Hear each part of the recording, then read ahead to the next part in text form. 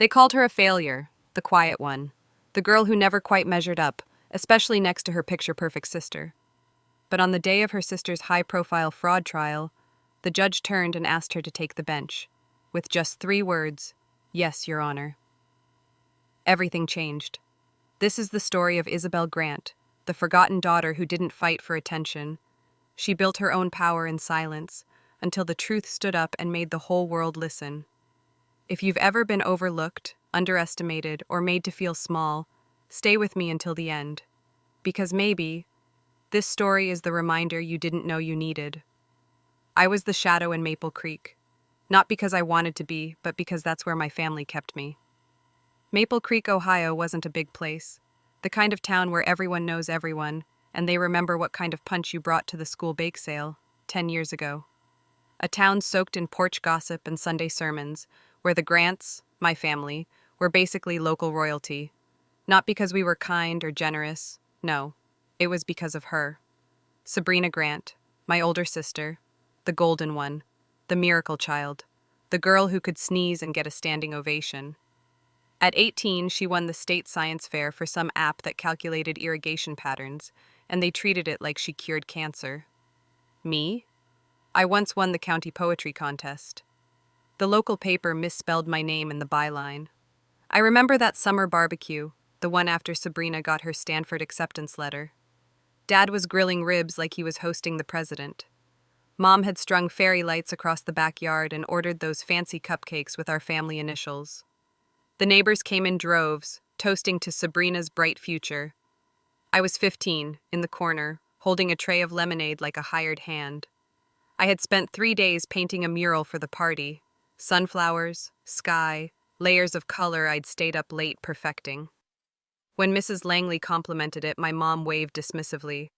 "Oh, Isabel just likes to doodle." Doodle. That word slapped harder than I thought it would. I swallowed the lump in my throat and smiled, like I always did. Sabrina was dazzling. She had hair that curled perfectly in the humidity, and a voice that wrapped around you like silk. She led the debate team, started a tutoring club, and was named most likely to run for Senate before she could even vote. People adored her. Teachers worshipped her. And me? I was Isabel Grant, the quiet one. The kid who read during recess and skipped dances to volunteer at the library.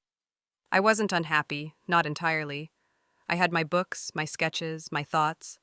But in that house, with those parents, being quiet meant being invisible. Dad used to say, "Your sister's going places." He never said where I was going. I started to wonder if I was even allowed to go somewhere. By the time I hit high school, I'd mastered the art of shrinking. I knew how to disappear in a room full of family, how to nod and smile when they asked about Sabrina's latest interview on the local news, how to excuse myself from dinner when they turned the conversation toward her IPO projections. But deep down, a quiet fire was building. Not rage, not bitterness, just a slow, steady vow. One day, I would not be the afterthought. And so I listened more than I spoke. I watched how people twisted words to win debates. I watched how Sabrina charmed teachers and parents alike. I watched how power worked, how people responded to poise, to precision, to silence used wisely. No one saw it coming, least of all my family. Because shadows, they don't stay in the dark forever. I didn't leave Maple Creek so much as I vanished from it. The day I left for college, there were no balloons, no big send-off dinner, no tearful goodbyes. Mom gave me a lukewarm hug on the porch. Dad handed me a folded 20 and said, "Don't call unless it's an emergency." I loaded my beat-up Camry with everything I owned, drove 4 hours north to a public university in Minnesota, and breathed for the first time in years. It wasn't glamorous. I lived in a dorm the size of a storage unit, shared a bathroom with 6 other girls, and ate microwave oatmeal for weeks. But it was mine. My name was finally mine. Nobody introduced me as Sabrina's sister. Professors saw me, Isabel Grant, quiet, curious, razor-focused. I majored in political science and devoured every class like it was my last meal. Logic, rhetoric, justice, it all clicked. I worked nights at the campus library, shelving books and tutoring freshmen in essay writing. On weekends, I took shifts at a diner where the uniform smelled like pancake grease no matter how many times I washed it. I saved every tip, skipped every party, and poured myself into debate club, moot court, and law internships that paid in experience instead of dollars. By junior year, I was already eyeing law school, not just any law school. I wanted the top, not for prestige, for proof. Proof that I wasn't a shadow, proof that quiet doesn't mean weak, proof that I could outclimb the noise. I got into a mid-ranked law program with a full scholarship. It was brutal. Cold coffee, war rooms, professors who shredded your arguments with a raised eyebrow. I thrived. No family visits, no care packages. The only people who knew I was surviving were my roommate Cassie, who once said, "You don't sleep, do you?" And my best friend Renee, who FaceTimed me from her auto repair shop every Sunday to remind me I was human. By 27, I passed the bar. By 28, I was recruited for a federal clerkship. By 30, I was quietly sworn in as one of the youngest federal judges in my circuit. My cases were confidential. My name, sealed in records most people would never access. I specialized in complex interstate fraud, cases where the truth wasn't black and white, and timing was everything. I never told my parents. Not when I graduated, not when I passed the bar, not even when I took the bench. Their emails were sporadic and impersonal. "Hope things are going okay, Isabel." "Saw Sabrina's company featured in Forbes. Isn't that amazing?" I kept every email in a folder labeled "Unopened Windows." I didn't need them to open those windows. I had already walked out the door. The truth was, I didn't crave their pride anymore. I wanted something cleaner, stronger, a life built on merit, not noise. But the past has a funny way of knocking when you least expect it. 2 years into my judgeship, a name popped up in a case briefing that stopped my breath cold. Sabrina Grant, fraud, securities manipulation, deceptive investor communications. My sister, the golden girl, the one who once said, "It's not like you're doing anything important with your life." Turns out I was. It started with a phone call I shouldn't have answered. I was in my office at the courthouse, just past 7 p.m., reviewing motions for a Medicare fraud case when my personal phone buzzed. Sabrina Grant lit up the screen. I stared at the name for a good 30 seconds. It had been months since I'd heard from her. The last message was a group family text about some Forbes feature she was in. I never replied. Still, I answered. "Hey, Isa," she chirped, voice too bright, too sugary. "I was just thinking about you." No one starts a sentence like that unless they want something. She went on to talk about her startup, something to do with AI-driven financial projections for mid-sized investors. She tossed around buzzwords like confetti, disruptive, blockchain secured, IPO adjacent. I listened in silence, pen tapping the side of my legal pad. Then she dropped it. "So, I have this little contract," she said breezily. "A new investment round, some pretty intense legal language. I know you do law stuff. Mind giving it a once-over?" Law stuff. I almost laughed. "I'm kind of busy, Sabrina." "Oh, I know, but it's just a few pages," she said quickly. "You've always had such an eye for detail. I trust you." That last part, "I trust you," hit me right where she knew it would, so I said yes. For 2 weeks, I worked on that contract in my off hours. It wasn't just a few pages. It was a 48-page landmine of shady terms, vague clauses, and investor exposure that could have wrecked her entire company if left unchecked. I annotated, rewrote, flagged, explained. I even color-coded sections with recommendations. When I sent it back, I felt proud. Not for her, but for me. It was airtight now. I waited for a thank you. Instead, 3 days later, Tech Daily ran an article on Sabrina's brilliant legal instincts, quoting her board members as saying she single-handedly negotiated one of the most investor-safe contracts they'd seen.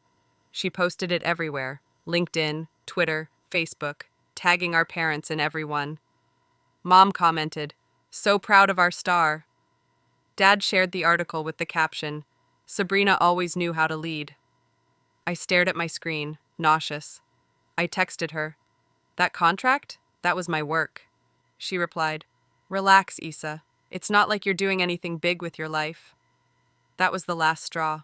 I didn't yell. I didn't post. I didn't argue. I just closed my laptop and sat in the dark for an hour, the silence heavier than anything she'd ever said. I thought about every sacrifice. Every night I worked through migraines. Every time I said no to a social life because I wanted this. And here she was, taking my work like it was a Pinterest idea she'd borrowed. I called Renee. They think I'm a joke, I said quietly. They'll choke on their own words, she replied. You just wait. And I did wait. Until the day a sealed envelope landed on my desk from a federal agency with 5 simple words: Sabrina Grant, suspected financial fraud. The courthouse in downtown Chicago had the kind of silence that pressed against your chest. I sat near the back of the gallery, dressed in a plain charcoal suit, hair pulled into a low bun, no makeup. No one noticed me. I wanted it that way. The trial of Sabrina Grant versus United States of America had drawn media buzz, not just because she was a high-profile tech founder, but because the evidence was damning. Inflated revenue projections, fake investor statements, falsified emails. It was a house of cards wrapped in designer ambition.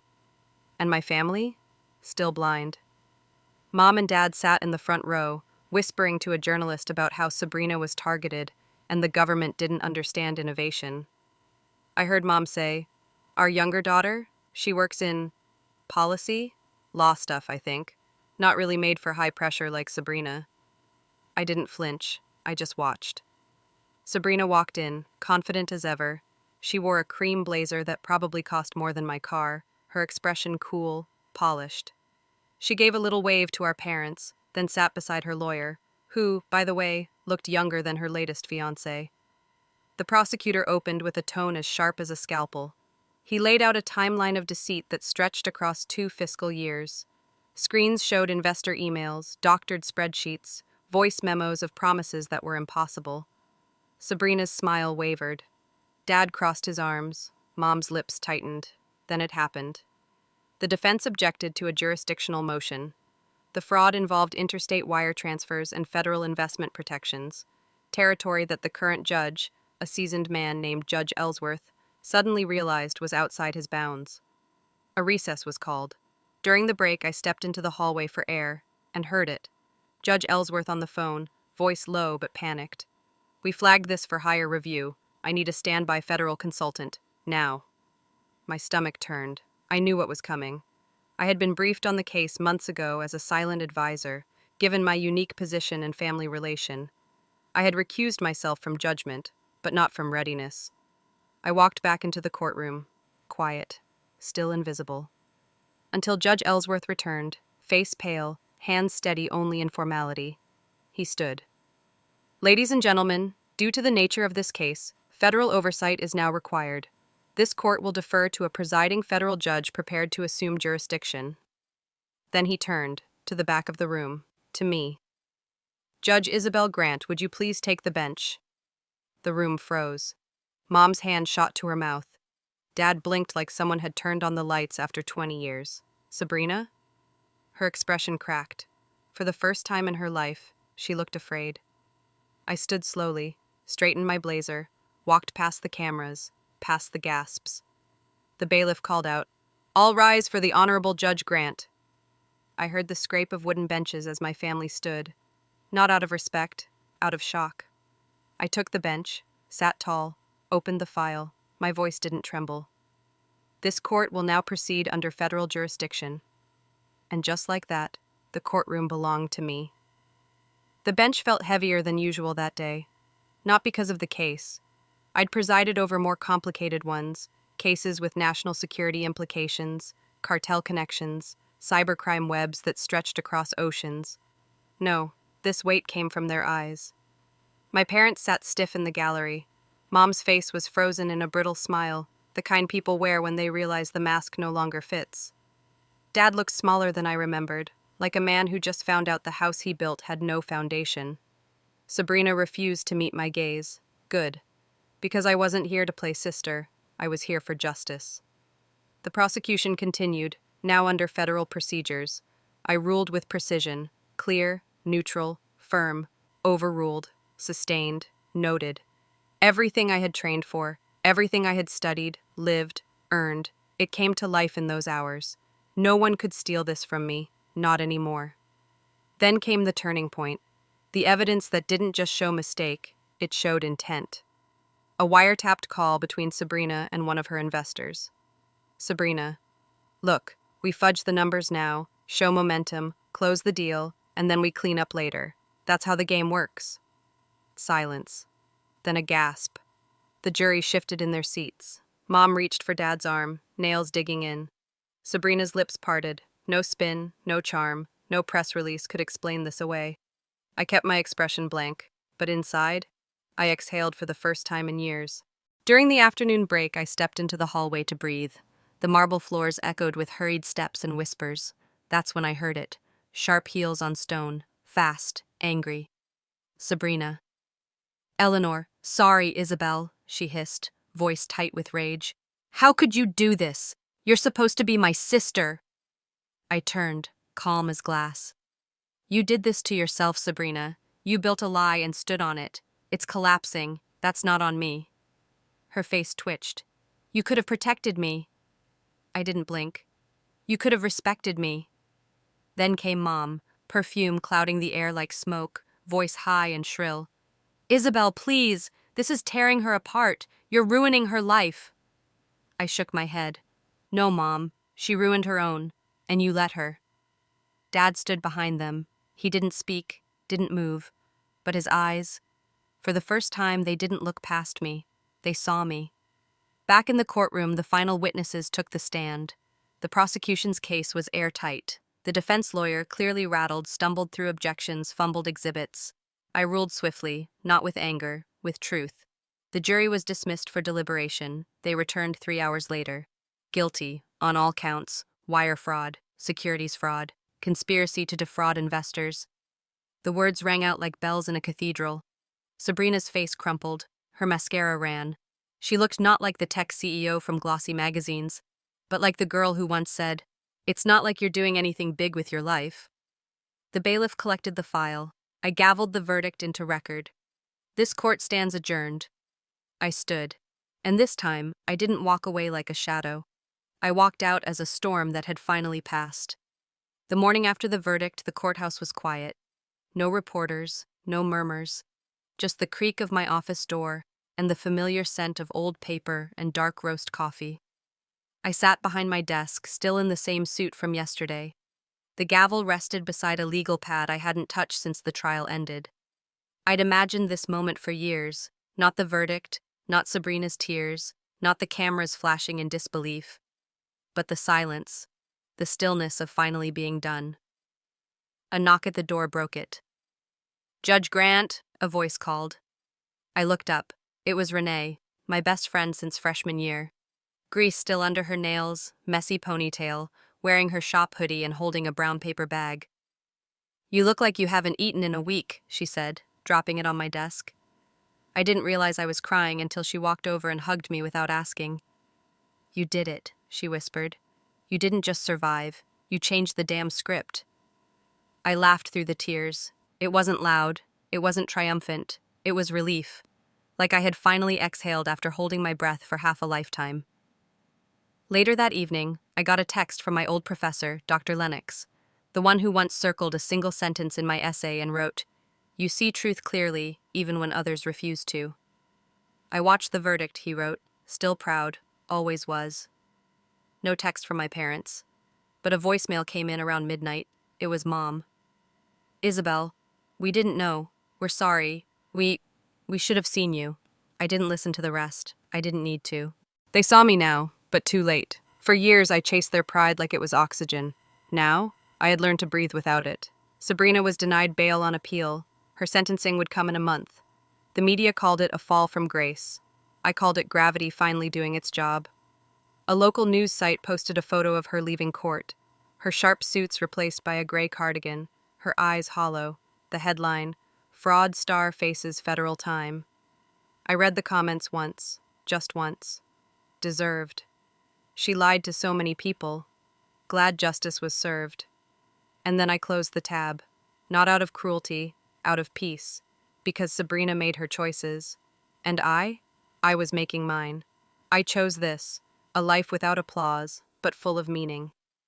A life where justice wasn't just something I served from behind a bench, but something I built, case by case, ruling by ruling, moment by moment. I moved out of my small apartment downtown and bought a quiet home near Lake Geneva, where the evenings smell like pine and possibility. I planted lavender in the backyard. Renee visits every Saturday with iced tea and stories from the garage. I'm still a judge, still quiet, but I am no longer invisible. People know my name now, Judge Isabel Grant. But more importantly, I know it, and I say it without shrinking. I'm not Sabrina's sister. I'm not the shadow in the corner. I'm not the backup plan, the cautionary tale, the one who didn't quite make it. I am me, and for the first time, that is enough. You don't need applause to be powerful. You don't need their recognition to know your worth. Like Isabel, you don't have to shout to be seen. You just have to stand firm in who you are. If this story moved you, hit subscribe for more true stories of strength, redemption, and quiet triumph. And leave a comment below. Have you ever been underestimated and proved them wrong? Because sometimes, the sweetest revenge isn't revenge at all. It's freedom. The kind that comes from choosing yourself, fully, unapologetically, and finally.